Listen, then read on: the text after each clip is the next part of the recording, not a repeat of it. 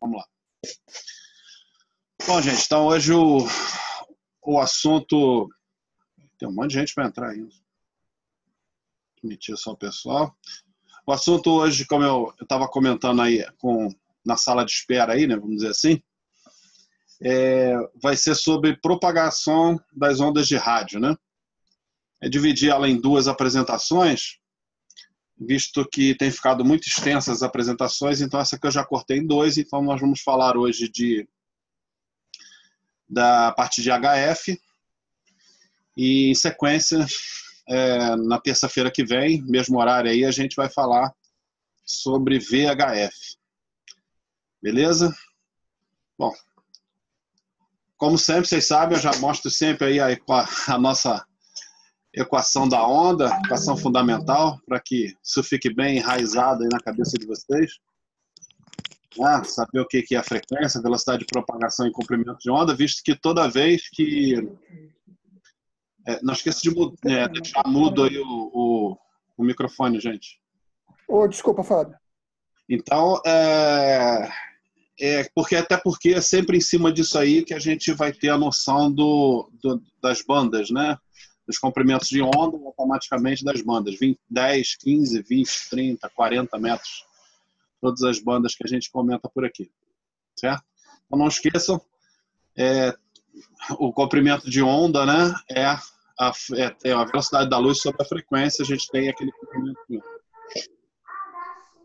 Bom, mas qual é o significado, então, de propagar? Temos vários significados, né?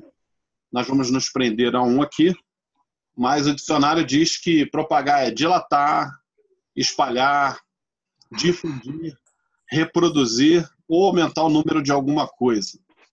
Nós aqui vamos usar principalmente aumentar o número de algo ou difundir, né? Que é a questão da propagação que a gente vai falar. E vamos falar em propagação de ondas eletromagnéticas, né? Normalmente eu passo até um filminho, hoje eu não vou passar esse filminho, mas eu vou deixar o link depois para vocês, se vocês quiserem ver. Um filminho que a gente... ele é sobre... o microfone, gente. Ele é sobre as cores, né? Mas como as cores também são ondas eletromagnéticas, então ele dá uma boa base. Depois eu mando para você. Bom, então qualquer onda se propaga. Gente, tem áudio ligado aí, eu peço para mutar aí. Eu não estou conseguindo identificar quem é aqui que está mudo. Você, por favor, vamos mudar o áudio aí. Uma criança falando ao fundo. Bom, então qualquer onda se propaga em algum meio, certo? Ela pode ser em qualquer meio, como a gente está colocando no slide aí. Pode ser água, terra, qualquer coisa. As ondas de rádio utilizam normalmente algumas camadas eletrificadas que recobrem aí a terra, como está no nosso slide, né? Ou seja, utilizam de algumas propriedades físicas, né, para que a onda eletromagnética ela possa se propagar e ser recebido, de uma transmissão ser recebida em outro local. O principal para a gente tem que conhecer bastante isso, ou pelo menos ter uma noção, quais são essas camadas das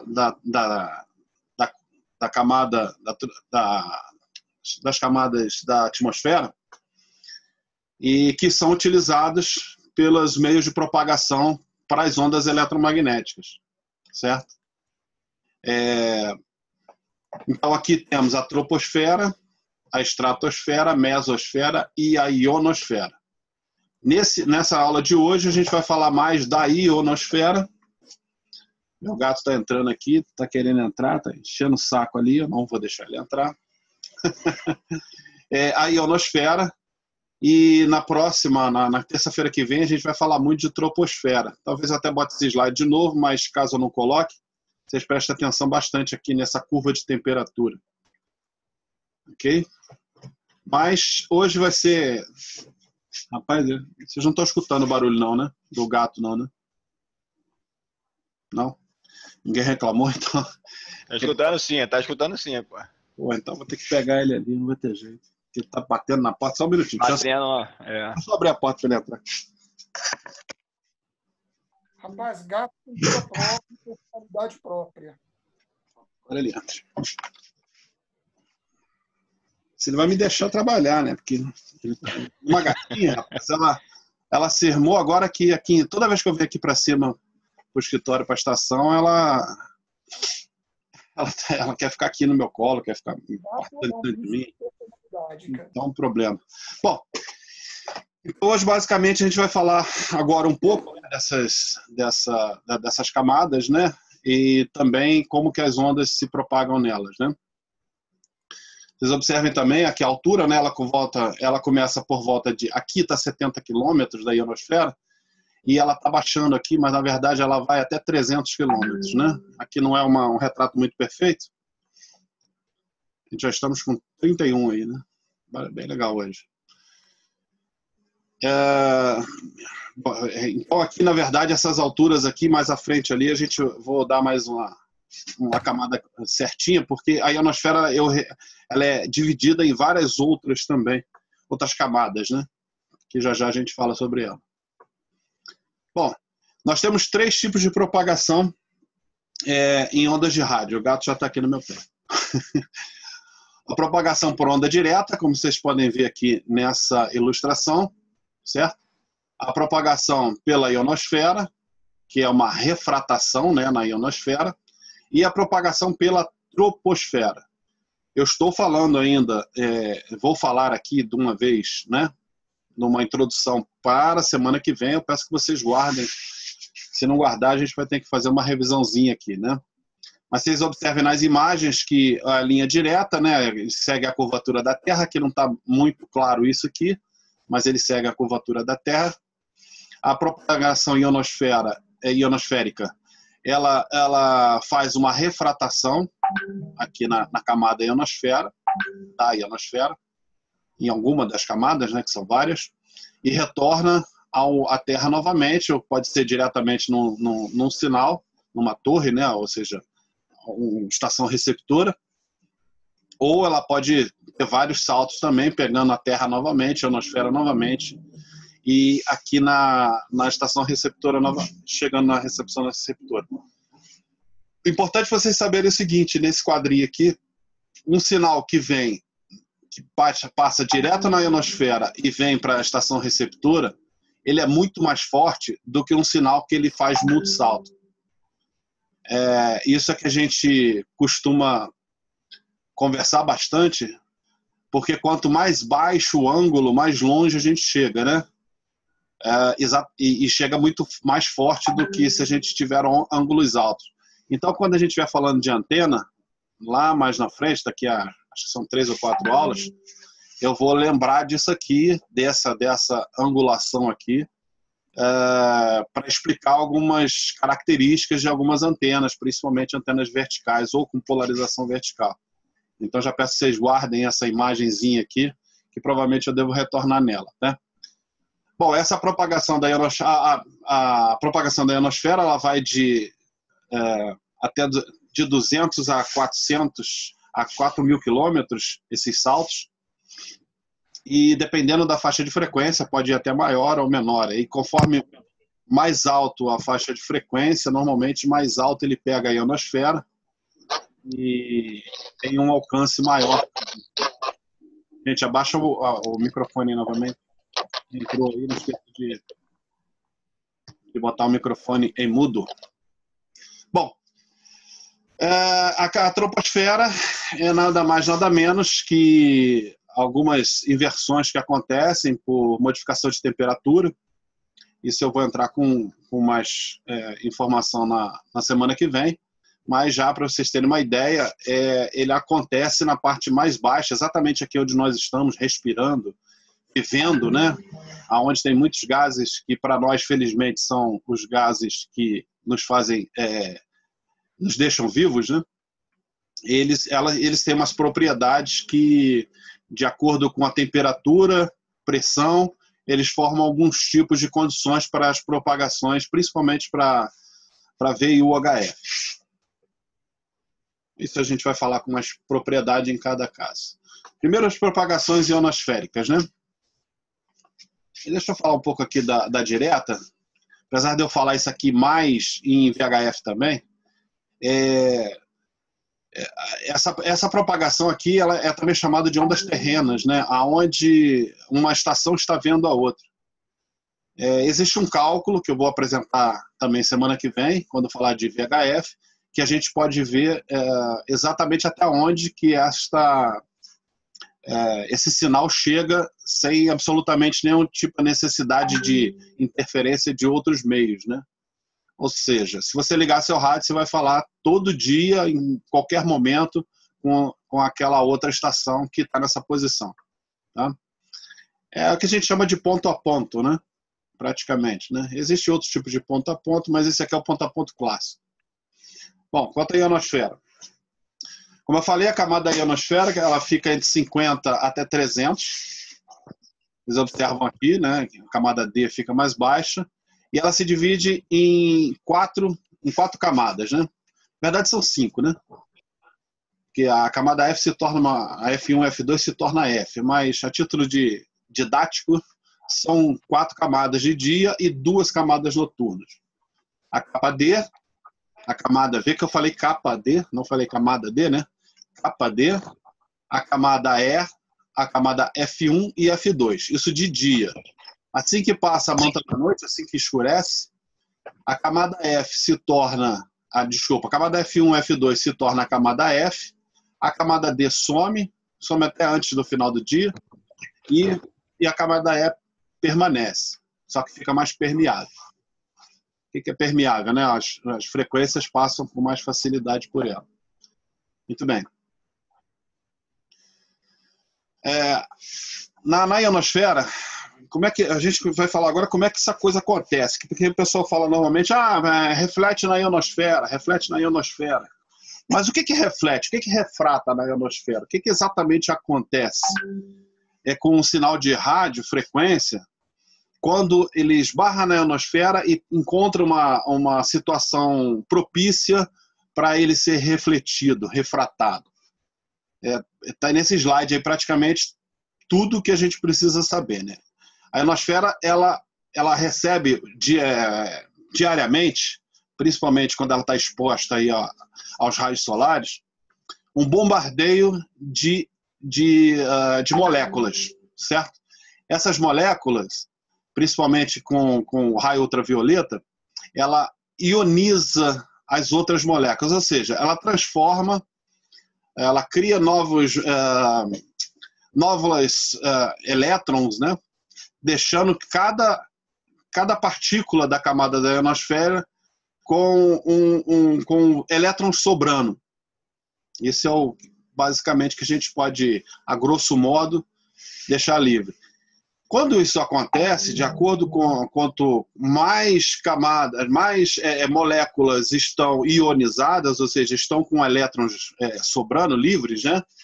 Ela fica menos permeável às ondas eletromagnéticas abaixo de 30 MHz. Lembrando, de uma vez, nós estamos falando aqui de propagação de HF, certo? Porém, pode acontecer Espera um minutinho aqui. Caiu aqui. Pode acontecer dessa ionização ficar tão forte, que ela passar das bandas de HF, chegar a 50 MHz, chegar até 144 MHz. É bem incomum, mas pode acontecer. Então, não é uma característica de VHF, como nós falamos semana passada, mas pode acontecer, principalmente nas bandas intermediárias. Lembra que eu falei muito de 28 MHz e 50 MHz? 28 é HF, 50 MHz é VHF. Elas têm uma característica que elas pegam um pouco da outra banda, né? Afinal de contas, a coisa não é cortada. A faca ali, aqui começa HF, aqui começa VHF, aqui começa UHF. Não é, elas têm uma transição. Então, um dos motivos dessas características de HF aparecerem em 50 MHz, que é a banda de VHF, é porque a ionosfera ela pode ser bombardeada de maneira, numa alta atividade solar, ela pode ser bombardeada suficientemente, ou seja, aumentar a capacidade dela de refletir em frequências mais altas. Tá? Mas o normal ela chegar até 28 MHz, 30, 32 MHz. Esse é o normal. Isso aqui é diretamente influenciado pelo suclo, desculpa, suco não, pelo ciclo solar. É diretamente influenciado pelo ciclo solar. Eu vou falar rapidamente do ciclo solar, a gente pode até depois falar um pouco sobre o Sol. Mas o Sol, ele tem uns ciclos de 11 anos, em média, pode ser um pouco menos, um pouco maior, aonde ele sai da parte... Ele sai numa baixa do ciclo, igual nós estamos agora, nós estamos na baixa, nesse momento nós estamos na menor atividade solar possível, do ciclo 25, né? É o novo ciclo, agora fiquei na 2, 24, 25. E ele sobe essa atividade até um pico máximo que costuma ser daqui a 2 anos, daqui a 3 anos no máximo. Depois dessa subida forte, ele começa a descer novamente, lentamente, até chegar mais ou menos por volta dos 10, 11 anos, tá? Onde estaremos novamente no ciclo baixo. O que é esse ciclo? O Sol, na verdade, ele é um grande magneto, né? Um grande gerador de magnetismo, né? E chega a determinados momentos, conforme ele aumenta essa atividade, algumas áreas da crosta solar, da corona, que chama, né? Da crosta solar, ela não consegue segurar tamanha quantidade de energia. Não vou explicar quais são as energias, porque senão a gente precisaria de quase uma aula dessa.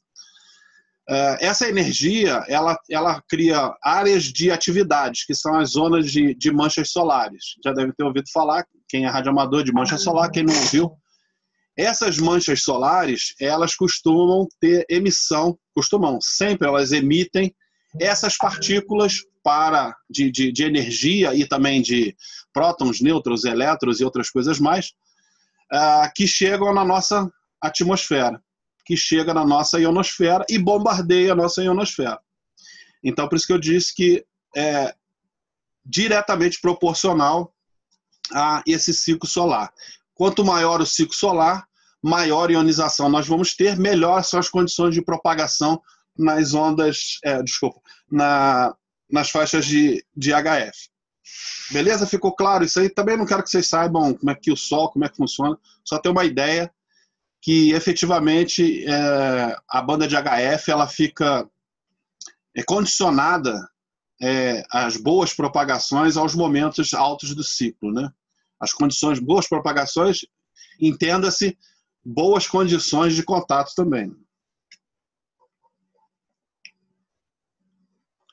Chat, tem um monte de gente que está pedindo senha no PC. Tinha que ser o Fialho, né? Alguém pode falar para o Fialho a senha, alguma coisa lá, me ajudar aí, por favor, pelo amor de Deus.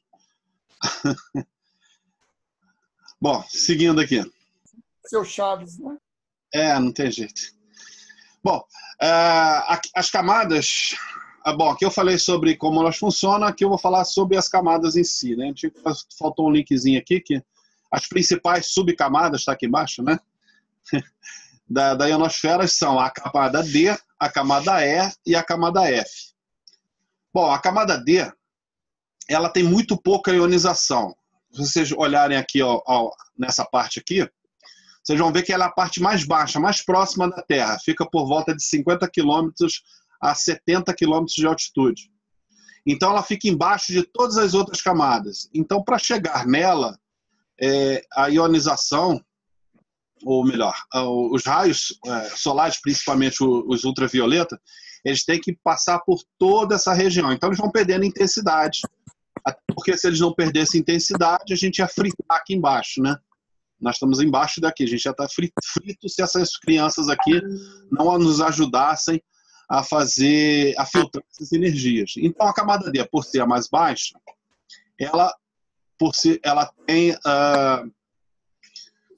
a mais baixa intensidade. Então, ela só consegue chegar a pleno quando o Sol está a pino, meio-dia, certo? Então, quando o Sol está meio-dia, a capa D está completamente formada. Esse meio-dia não é meio-dia do relógio, esse meio-dia do Sol. Eu não sei se vocês sabem, mas o nosso relógio ele não bate exatamente com o Sol lá. Principalmente que ele varia essa posição a pino, que seria 90 graus em cima da gente, em relação ao período do ano. Vocês devem ter prestado atenção nisso, logicamente, todo mundo vê o Sol quase todo dia, pelo menos aqui em Petrópolis nem tanto, né? Por causa do nevoeiro, aquela coisa toda, mas a gente costuma ver o Sol bastante. Então, o importante é saber que quando o Sol está exatamente no ponto mais incidente, nós temos a camada D a pino. Certo? Uma característica dessa camada, vimos semana passada, ou retrasada, quando eu falei sobre as bandas baixas de 80, 160, banda de HF, até 10 MHz, né? Desculpa, até 7 MHz, aonde essa camada ela absorve as ondas eletromagnéticas. Estão lembrados disso? Quem assistiu a aula? Então, essa camada, ela começa a aparecer assim que o nascer do Sol, vai ganhando força. Por volta das 9 horas, ela já está praticamente absorvendo 3,5 MeV, e ela vai chegar a pino. Quando, no ápice do ciclo solar, quando tem muita incidência solar, ela chega a absorver 7 MHz também. Então, 40 metros, que é 7 MHz, pode também, em alguns momentos, sofrer blackout, que a gente chama, né? Bloqueio completo, por causa da camada D. Depois temos a camada E, que é chamada aí de Heaviside-Kenley, né? Ela tem um comportamento também muito iônico, ou seja, ela absorve bastante, até ela é uma das que absorve mais, inclusive, ionização dos raios solares, porém ela se dissipa com o pôr do sol também. E ela está logo acima da camada D, e ela estende de 70 a 100 metros. Aqui acontece vários tipos de propagação. Tem um áudio ligado aí. É do Beto, já vou botar aqui no mudo. Beto, já te botei no mudo. Se alguém quiser, a pessoa que chegou depois, quiser fazer pergunta, fica à vontade, só desmutar e fazer a pergunta, tá bom? Então a camada E, ela tem a capacidade de refletir, ou melhor, refratar sinais de HF e de VHF também. Algumas propagações de VHF são feitas na camada E, vocês vão ver mais à frente. E em VHF também, principalmente as bandas mais altas, né? 28 MHz, 27, 24, 21 MHz já começa mais difícil, mas também consegue algumas reflexões na camada E. E a nossa vedete principal, que é a camada F, né? Que de dia é dividida em F1 e F2, ela se estende de 100 a 200 km, a F2 vai até 200 km, até 300. O final da ionosfera, ela passa de 300. Tem alguns momentos do ano que a ionosfera passa de 500 km de altitude, né? Então isso é muito... não dá para você definir exatamente qual é o final da ionosfera, né? Bom, e à noite essa camada F1 e F2 se juntam e faz a camada F. Essas camadas, quando ionizadas, é que nos propiciam a gente fazer contatos através do globo, falar com o Japão, falar com a Rússia, ter contatos com os Estados Unidos, ter contatos com a África.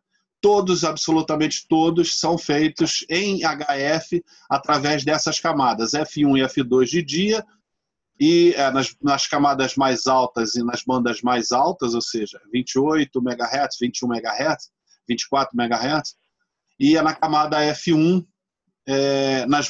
nas faixas de frequências mais baixas, 7 MHz, 10 MHz. Lembrando que de dia a camada E, eu esqueci de falar isso aqui, a camada E, ela costuma refletir, por ficar muito ionizada durante o dia, refletir frequências até 10 MHz. Então, se tornando, por ela ser mais baixa, de 70 a 100 km, ela transforma as faixas de frequências mais baixas em uma faixa de frequência muito confiável em você fazer contatos durante o dia.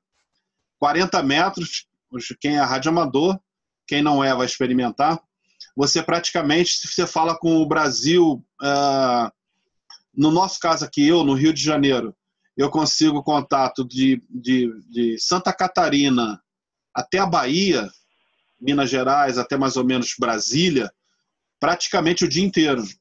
Praticamente o dia inteiro. Principalmente São Paulo, Rio, é praticamente o dia inteiro.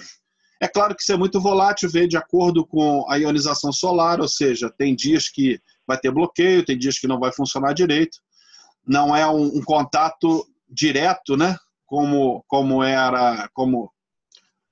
esta aqui, né? Que eu falei logo no início, mas é esse contato na camada E aqui, muito próximo, né? Isso a gente vai ver num slidezinho mais à frente. O importante saber que é uma faixa de frequência para quem pensa aí em comunicações de emergência, é muito importante também, 40 e 80 metros, né? São bandas muito importantes para a utilização em comunicação de emergência, além de V e UHF também. Aqui tem um gráfico mostrando aí, no caso, uma rádio AM, né? Aqui ela tem a camada D. Lembrando que a rádio AM ela transmite frequências baixas, né? Então ela tem a característica de ser absorvida na camada D, é o que mostra aqui, ou ser refletidas no máximo na camada E, em determinado período, quando a capa D não está mais presente, certo? As demais estações elas vão refletir todas nas demais frequências, não estações, as demais frequências, elas vão ser refletidas na camada F, F1 e F2. Aqui é de dia, como mostra aqui a figura, aqui é de dia e aqui é de noite. Aqui deveria estar com F1 e F2, eles não fizeram no gráfico, eu já estou corrigindo aí. Aqui seriam F1 e F2, aqui teria só a camada F. Essa F1 e F2 se transformaria numa camada única e a camada E ela simplesmente some. É importante saber que a camada da ionosfera ela nos dá condições para fazer contatos a longa distância e, dependendo da faixa de frequência, ela nos deixa o que a gente chama de zona de silêncio, uma faixa de frequência, um círculo em volta da nossa estação, de um determinado raio, né? Dependendo da frequência, aonde a gente não consegue, normalmente, contato nesse círculo, né? Principalmente, quanto mais alta a frequência, maior é o diâmetro e o raio desse círculo. Então, aqui é um exemplo disso. Nós temos aqui uma estação transmissora. Certo? Gente, vamos desligar o microfone aí. Pelo amor de Deus. Vai. Oi? Então, só um minutinho. Essa parte que você está falando agora, acho que um exemplo bem prático, assim, que todo mundo viu, inclusive no filme, foi o que aconteceu com as comunicações do Titanic, né? Comunicações do quê? Desculpa. Eu não Do entendi. Titanic, pelo posicionamento que ele se encontrava com um navio próximo. Eu sinceramente não lembro dessa passagem. Mas se tem lá no filme é ótimo aí. Bom, deixa eu dar uma passada. Eu não sei exemplificar porque eu não lembro dessa passagem. Eu vi o Titanic uma vez só, por incrível que pareça. Bom, aqui nós temos as ondas de superfície que cobrem uma determinada região, certo? A partir dessa região, seria uma região coberta por uma reflexão ionosférica, certo? Lá na camada ionosfera. Porém, aqui a gente, só com a frequência muito baixa que a gente vai conseguir.